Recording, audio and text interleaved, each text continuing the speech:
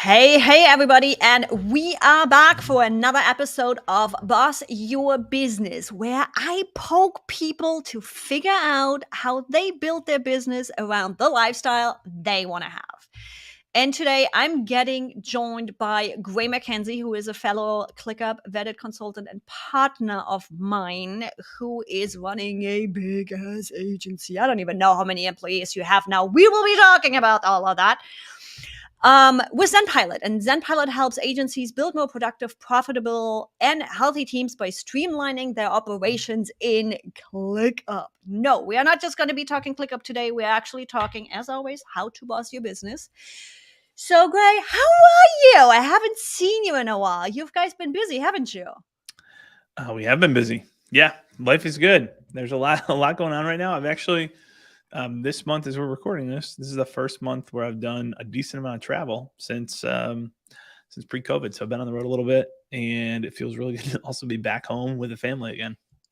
Yeah, life kind of getting normal again, isn't it? So tell us a little bit about you. So I already mentioned ZenPilot is an agency to help other agencies build their business, build streamlined team and all of it. But give me a little bit of rundown. How big is ZenPilot? How old is ZenPilot now? What is ZenPilot in the numbers? Yeah. So ZenPilot, the business entity itself, is 9 years old.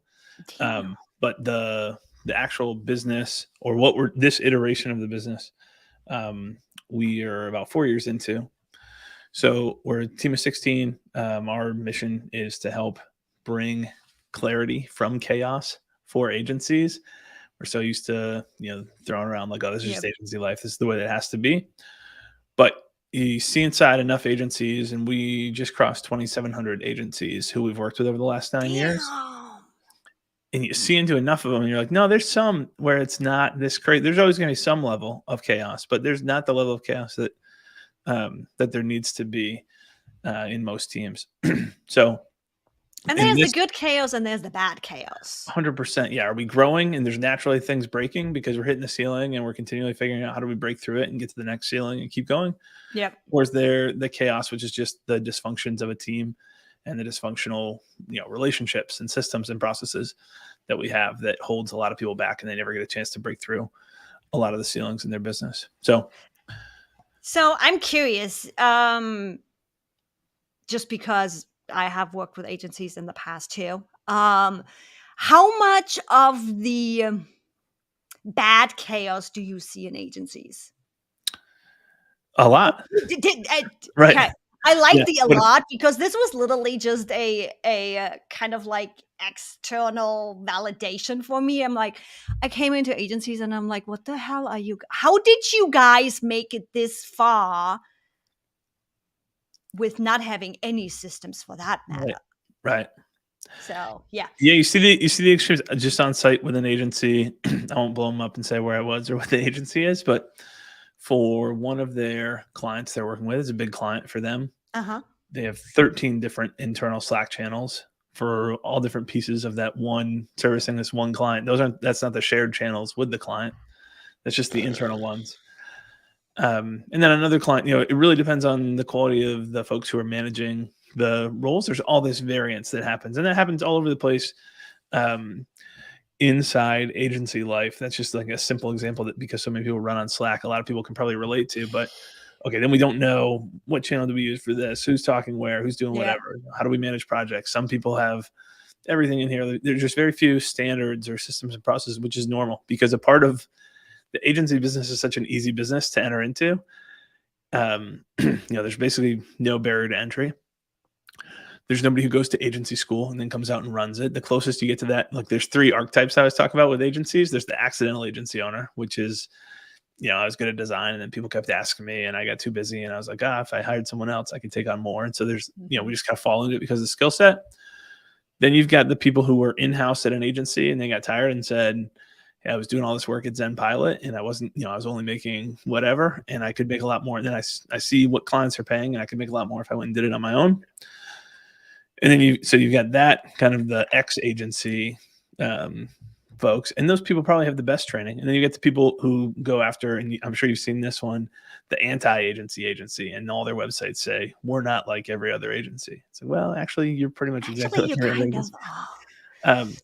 But, they were in-house. They had a bad experience working with an agency somewhere. And then they're like, okay, well, I can go do this better if I go do it.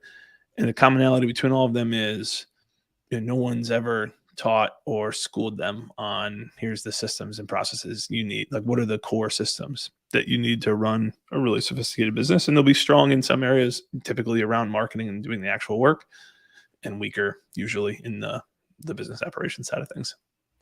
So I love how with those 3 different types, and I can totally see that. That's usually how things come around. What was your growth story like? I know how you got here. We know each other, so I already have a little bit of background information, but I want to share with my audience. So first official question, how did you actually get to where you are today? So what has been your growth story to get to SendPilot how it is right now? I'll give you the 30-second version of like the boring 10 years before, and then kind of the iteration over the last couple of years. Andrew and I were in that first bucket. And, my co-founder, Andrew, who's my business partner here, best friends through college. I was doing a lot of freelance web development and hosting and design, and he was doing a lot of social media management and some content stuff. And so we, coming out of college, said, hey, long-term, to become the men who we want to become, we think who we are building widgets with is probably more important than the widgets that we're building. And we want to find a way to keep working together. And so we started a content marketing agency out of college. Joined the HubSpot ecosystem relatively early on. We were one of the first couple hundred partners there. Grew our agency GuavaBox in the HubSpot ecosystem. And as we had success and we're scaling that business, really struggled with project management. So that led to our second business, which was a spin out of our first business, which was a project management software called Do Inbound, specifically built for other inbound marketing agencies. So it was a very niche product. Bootstrapped that, put a couple $1 million into it, grew to a little over 500 customers. Over the next couple of years, took most of the best folks from the GuavaBox team, our agency, and stole them for our SaaS. And we hit a point, though, where we really struggled to get churn down, which I did not realize was totally normal in early stage. It felt like, we can't get churn below 5% consistently month over month. That's a huge challenge for us. And so we started adding in some services on top to try to solve that. So we're coaching teams on, here's the process you need. Here's the behaviors that your team needs to be running on if you're going to be successful in our software Do Inbound.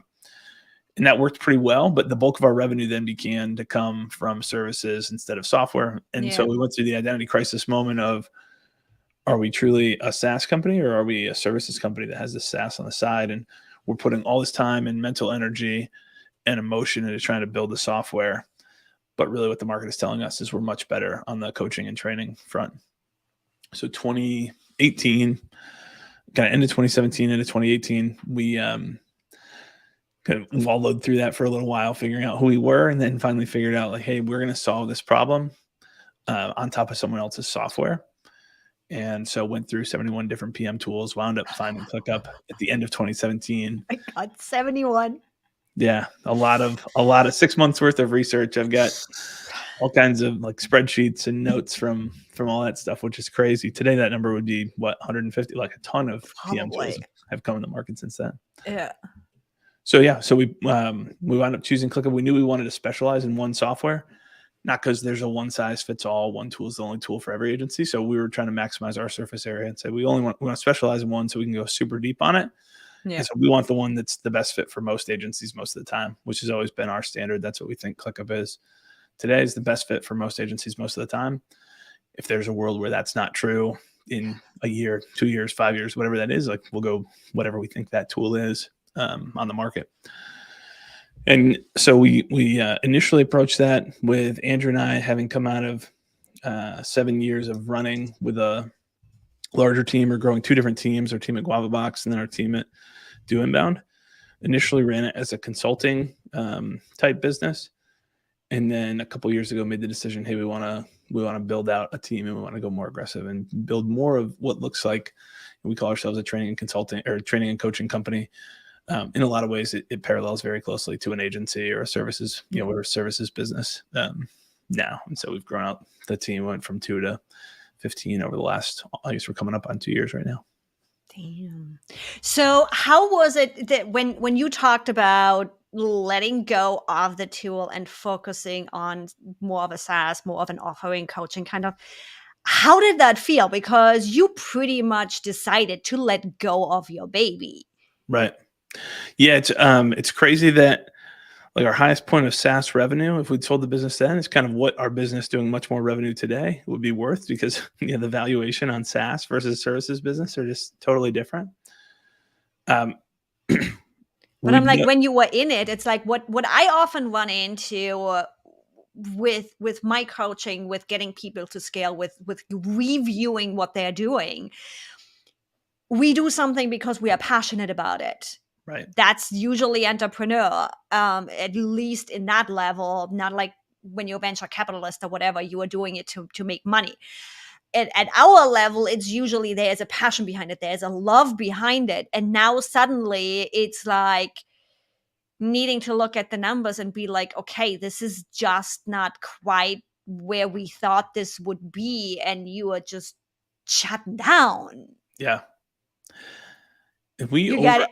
Yeah, Go ahead. I was just gonna say we'd overemphasize. Like I always talk in any of our stuff, so this will be boring to you because I'm sure you've heard me talk about it a million times before, but always talk about the 3 pillars for any team to effectively manage projects together. I don't care if it's an agency or if ClickUp's in the picture or whatever. You have the technical side, which is the tooling, which hopefully helps everyone work more efficiently and streamlines a lot of things together. But you've got the procedural side, which is how we do things. Does our team do things the right and best way every time? And then you've got the behavioral side, which is like, do people actually follow those processes and use the tools that you design? And if the they don't, human aspect, the one that's usually the most difficult. it's the most important. So everybody talks about the average agency switches tools less than every 3, like more frequently than once every 3 years. From a project management, which is like the core of how we deliver services. Here's the main tool that we're using, and we're constantly running around and switching tools, because everyone looks at the tooling part, the technical side of it, and says that's the problem. And you're exactly right. The behavioral side is the most important. Did you guys hear that? Because I know where he's going. It's one of the pieces that I always preach. It's like, it's just there for you to support what you are doing. It's not going to solve your problem. Right. Not passionate about that at all. So we had obviously from a business perspective, there's so much because right now the greater economic environment rewards you for building technical solutions, not process solutions, not behavioral solutions. There's billions and billions and billions of dollars that go into software development and then promoting that software. Think ads everywhere, billboards in airports, whatever else that might ring a bell or might not. And so that's how we tried to solve the problem first. And we'd given too much importance to the technical side of things, and we're leaving the other 2 components, mostly untouched in how we're helping service customers. And what really got the best results was the other 2. So once we became convicted of that, obviously struggled with wanting the rewards of the software side of things, but it became a lot clearer once we realized that we're trying to solve the same problem. Our business today versus 2014 looks so different operationally, but we're still trying to crack the same nut and still solve the same problem for people. We just are doing it in a better, more sustainable way today. Once we took the focus off of, it's got to be just our software, and that by itself has to solve everyone's project management problems, and took a more holistic approach. And interestingly, I look at my business and it's the same thing. I'm like, I'm still trying to do the same thing that I've tried to do 10 years ago for my clients, yet it just changes how it looks. I want to come back around just for a second. You were talking about ClickUp to you is your tool of choice right now. Yet, if you guys didn't hear it between the lines, this is why I'm bringing it up. What you were pretty much saying is the system you guys are running on, but also the system that you guys are teaching your clients is not tool-based. You can literally grab the whole thing and go somewhere else if the tool would solve the issue better. Yeah, for sure. I'm still like today, I'm still really bullish on ClickUp. Like if I could buy ClickUp stock at their current valuation, we were talking about this not too long ago, I would still invest, because I still, talking to ClickUp's exec team and product team, like I still feel bullish on where ClickUp's going to go. And I'm really rooting for and hoping that ClickUp is still the horse to ride 3 years from now, 5 years from now, that, they continue their ascent. And obviously a lot of the challenges that ClickUp experiences today are a result of their success. Like success at scale is causes challenges as well. But 100% correct that if ClickUp's not the tool, if another tool went away, like ClickUp being in the ecosystem, makes most agents, as a tool, it allows us to make agencies more efficient. But if ClickUp was not the tool and there was something else, we'd lose a little bit of efficiency in terms of how we deliver what we deliver. But yeah, the same outcome could be there on, I think you just look at the macro. This is part of us getting out of the tooling business. Look at who are the best agencies that we know, who are the folks doing 8 figures a year in revenue. And you got agencies on Asana and ClickUp and Teamwork and Monday and Excello and, like a million Basecamp still. Like you got agencies on all different tools. Obviously it's not one tool, it's not the solution, but when you look inside and how they actually operate, you realize they all have clear standards defined for how their team works. They all have an accountability structure to hold people to those standards that they've set. They all have defined processes somewhere, and they centralize that work in a project management tool somewhere. And so the building blocks are all there. It's just not that the tool that they use all looks the same. And it's not that the exact rules of engagement are all the same, or that the processes are all the same. But those pillars are still there regardless. They just have their own flavor on them.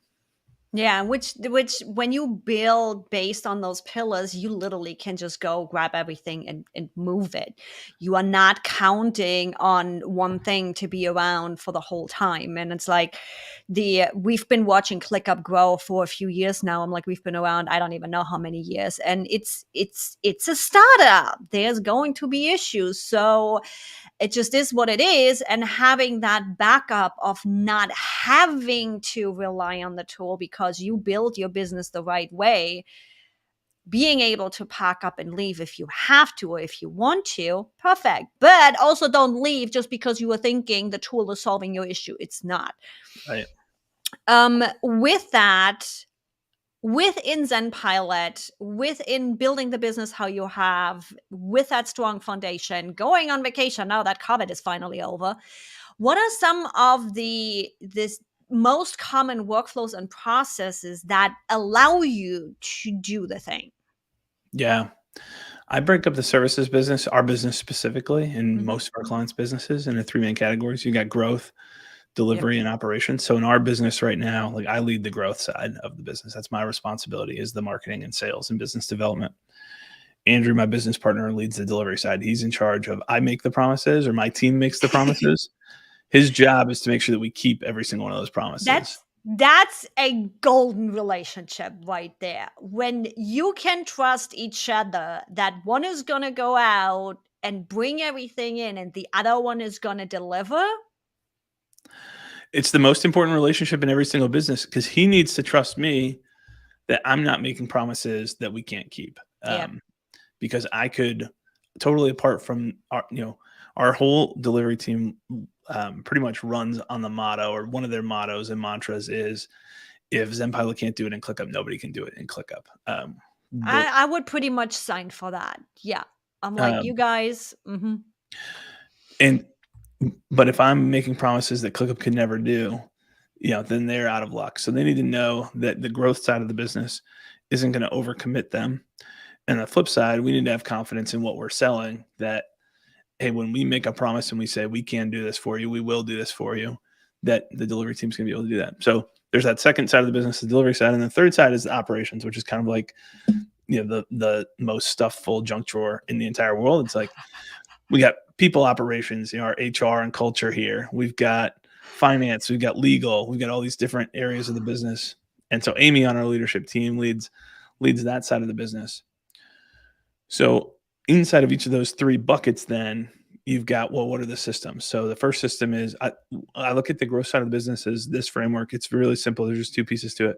One is creating conversations, and the other one is having quality conversations. So marketing's role essentially is, how do we create conversations for my sales team?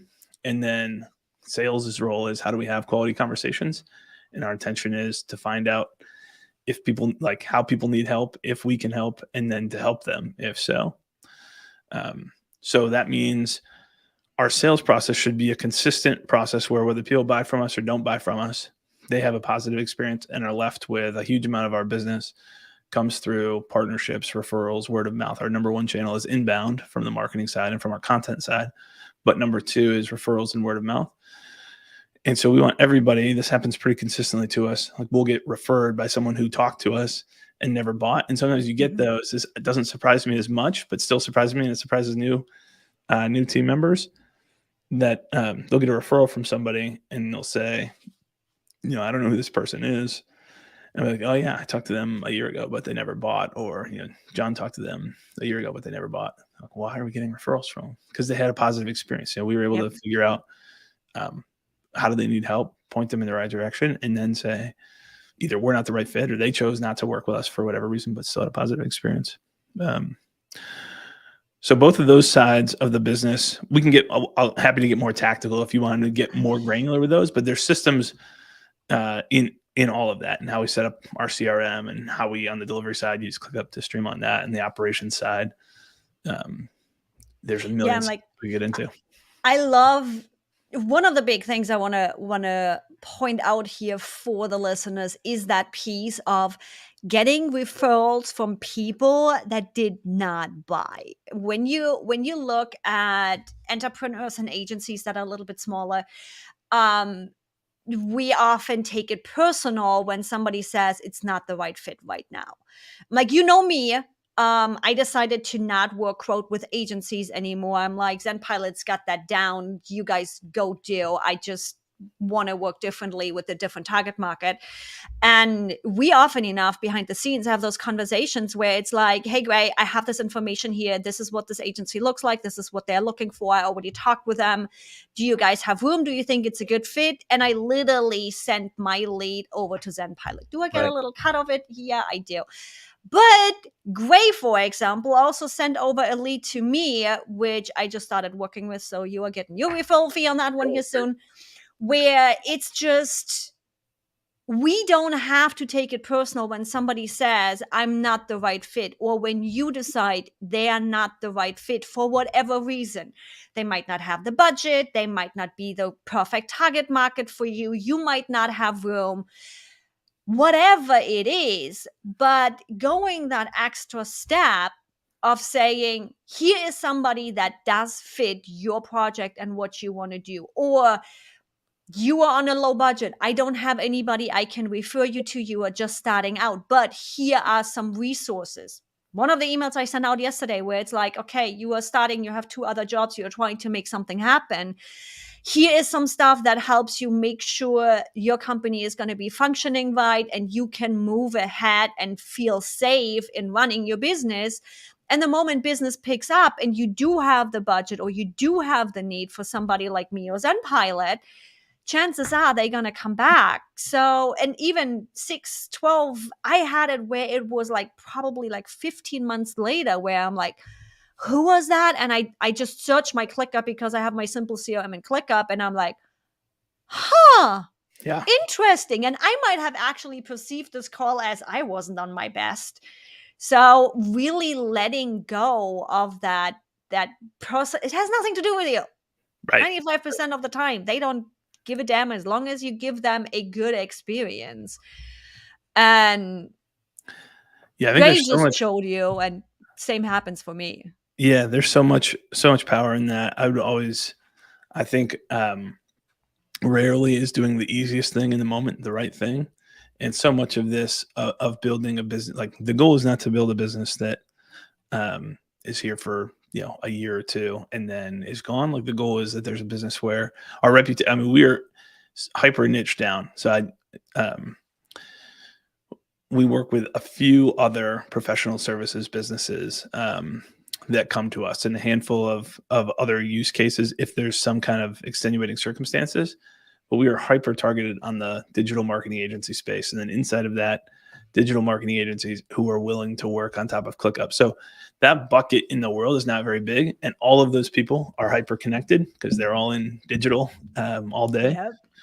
And so screwing up your reputation is the easiest way for that to go away. So that means like our core value, aside from that, hopefully we're doing the right thing anyways, but we also have a business incentive to not mess up that reputation and not treat people poorly, which should reflect in our core values and culture and the type of people we bring on the team. Mm-hmm. But I'm a big believer in that also needs to reflect in our systems. So if you ask about systems, like I value partnerships a lot. I value you as a partner. I think this is one of our worst, our areas of opportunity for improving systems, but we should have systems like you have a really simple link to send to people that automatically tracks them back in our CRM. Because one of the things that's important to me is when you have a good partner who's talking to the right leads, that you follow up and close the loop when you talk to the leads that even if it's like, hey, this person was not a fit or was a fit. So we should have that as a task built into our CRM. Like if there's a referral source and a referral partner attributed to it, then there should be a task to follow up and close the loop once that loop is closed. No partner should ever have to ask us for a commission payment. That should be it's like bank account before they, like almost once they know, or we say that we're going to send it out on the 1st of every month with our tracking system. And if we can exceed that, that's great. But nobody should ever have to ask or wonder, if I make that referral and they come through, will I actually get my money? And so many partnerships, at least in my experience in the agency ecosystem, oh yeah, we'll give you 5% if you shoot somebody our way, or we'll give you $100 for this or whatever. So many people complain about having to track for that. Like that shouldn't be part of the system if we're delivering a great experience for our partners and for our end customers. For our team. Wait to make me feel bad right now. Oh, yeah. I don't have that system. You just close the loop. I didn't ask. I didn't see. I didn't have to do anything. But those are it should show. And there's a million. I love how he saves me from feeling bad. No, I do not have that system set up, but it's like I love experience it on this side from you guys, because we both care a lot about how we are perceived. We have worked hard to have the name recognition that we have, which is how I choose tools, which is how I choose partners, which is how I choose who I work with. So that also means behind the scenes, when Gray sends somebody over or I send somebody over, it's not going to take long. And we simply just check in to, hey, how did it go? How did the call go? What do you think about them? It's like not just digital agencies talk behind the scenes, we do too. So if you are a crappy client, we will know too. It goes both ways. So it's just nice. It's just smooth. It's just working. Even though I don't have the system to close the loop automatically, we both talk and take care of it simply because we do care about the reputation that's attached to our name. Yeah, for sure. So with all of that, and we are coming to the 30-minute mark here pretty close, I want to make sure I ask you the question too of what's your standard tool stack? Because a lot of my listeners are just as much tool nerds as I am. I know Gray is paying just as much attention to tools as I am, because the tools we recommend is also an extension of our reputation. I know a couple of the tools you use, but I'm really curious. What is like that main tool stack? I know there's a lot of side things often going on, but what is like that core tool stack you guys are using at ZenPilot? So try and keep me here to 60 seconds. The core tool stack is the Google Suite, ClickUp, HubSpot for CRM, QuickBooks for finance, Slack for team communication. We largely use Slack because all of our clients are on Slack, and so it's a way to serve them and then have really clear lines of or rules of engagement around this is what Slack's allowed for. This is what ClickUp is used for. But a couple tools that might be interesting to people that not everyone is using. Text Expander. We have a team account. And so we've got all kinds of snippets and kind of automations or kind of best practices with how we use Text Expander that's shared across the whole team. That's been really helpful for communication. Obviously, we use a ton of Loom. We use two other tools I'd point to. One is called Avoma. So it's like a gong or a chorus, but it records calls and then transcribes them. And how do you spell that? Avoma. Okay. Yep. I never heard about that. Great. There goes my weekend. Avoma is a really helpful tool for teams because we're on a plan that has an integration into HubSpot on the sales side, and then it automatically kind of categorizes. Here's how much time. Well, first of all, how much time each person spent talking, but also what were the different parts of the conversation. You can set different trigger words, and we use it for reviewing calls together. So my sales team, as they're having calls, they'll submit a call or two each week for me to then review and give feedback on, and it can give feedback directly in the tool itself, which is cool. And then the other one I was going to call out that we use that's kind of a fun one internally. This is not, no one needs to plug this in right away, but it's Around. Let me see if it's still around.co or if they have the .com. I think it's still around.co. It is. Yep. And so think of it like Zoom or Google Meet or whatever, but you've got these rooms that you can hang out in, and there's fun games and background music and reactions. And we use that for pretty much all our internal stuff. So it'll just be you can see who's in the room. So if I pull up Around right now, I can see, Paul and Gabriel are talking together right now. And so if they're in the delivery team room, that means it's probably a pretty focused conversation. I shouldn't go interrupt. If they're in the general room, then totally fine. I can jump in and say, hi guys. And so it just helps us to feel a little bit more connected as a remote team. So yeah, I was going to say, it sounds like it's a great solution to bring the whole office and water cooler experience into that digital space and really build those internal relationships and have people meet. Yeah. Yep. I love it. So those are a couple. There's a million that we could list off, but those are a few of the key ones that I think you're a similar tool nerd to me. It's like, okay, let me test. Let's see how this goes. Right. I've been playing around with things more towards the SOP creation and making life easier. Yeah. Also as fun, because nobody wants to have a damn employee handbook that nobody ever reads and just signs on the last page. Right. With that, I am going to throw Gray a little bit a curveball here. For any agency owners that are listening, what would you tell them the first thing to do when they're in that struggle of, oh my God, I want to scale, but this stuff isn't working? When you get into that, oh my God, I don't know what to do. What would you tell them to do first? So I pretty much am always working with somebody on the outside of our business. Right now we're working with an EOS implementer to help us. We've been running on EOS, the entrepreneurial operating system, for the last 5 years. But we're also paying an implementer to work with us to take it to the next level this year and to see inside what we're doing and help us improve our systems and operations and just kind of overall team operating structure. Working with another coach on the sales side and building out a sales ready organization. So there's pretty much at any point in time, there's always one or two folks on the outside who we're working with, and we'll spend 6 figures this year in learning or outside coaching and consulting.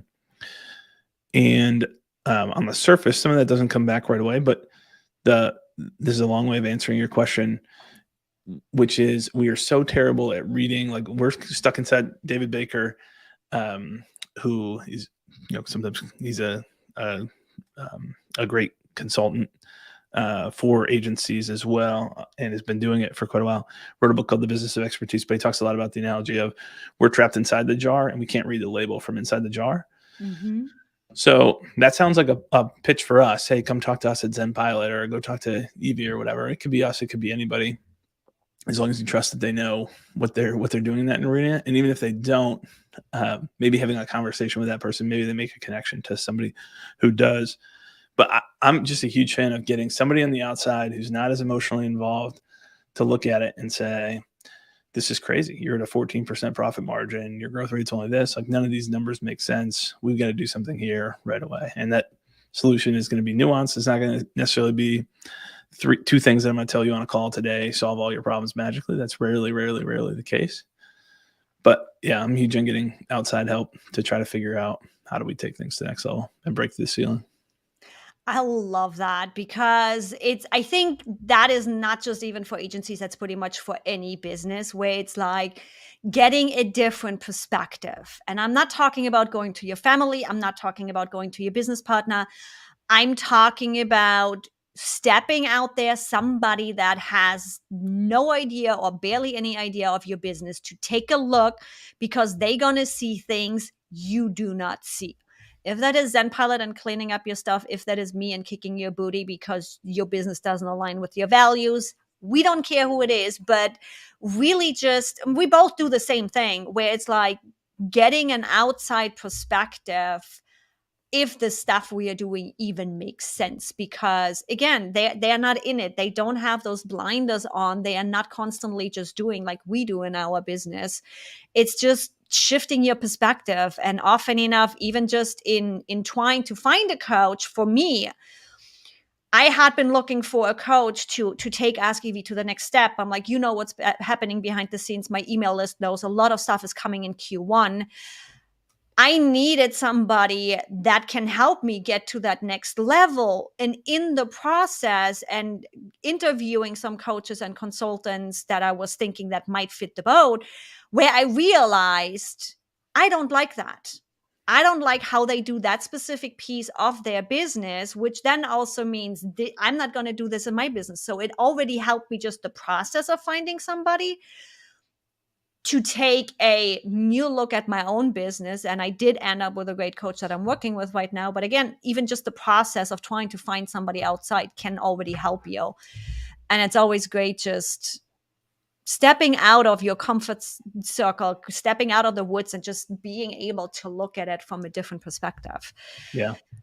So great having you here today. Let the audience, Gray gave me, it's going to be in the description. It's going to be in the podcast description too, and the show notes and everything. Gray gave us ZenPilot's client onboarding template to make it easy to really bring in the client, have that streamlined, not forget stuff in the process of it. Believe me, I had some really bad client onboarding experiences where I'm like, what the hell do you want me to do? Where, how, what? Huh? Yeah. Don't do that. Gray has a template for you. And if anybody wants to stalk you online, what's the easiest place for them to go to learn more about you guys? So zenpilot.com is the easiest site to get to. If you want a third-party conversation, go to zenpilot.com/call, or you can just click the button in the header and book a time with our team. If you're looking to implement ClickUp for agencies, or you're wondering if you or for an agency or for another service type business, or you've already implemented it and you're wondering if you have the right and best configuration, under the agency resources tab on the website, you can also find our ClickUp for Agencies guide, or our agency PM health benchmark, and benchmark how you're doing compared to a couple thousand other agencies' performance in kind of a quick 5-minute survey. So there's a couple different tools there. And then if anyone wants to connect with me directly, my email is really simple. It's Gray, Gray, like the color, @zenpilot.com. And I'm happy to connect with folks. Yep. And Gray, pretty much, he is always on there. He even replies to my emails when he's on vacation. I'm like, dude, you're supposed to be on vacation. Go away. Thanks for everybody watching live. I'll see you again next week. And make sure you subscribe to the podcast, because more fancy stuff is coming soon. Bye, everybody.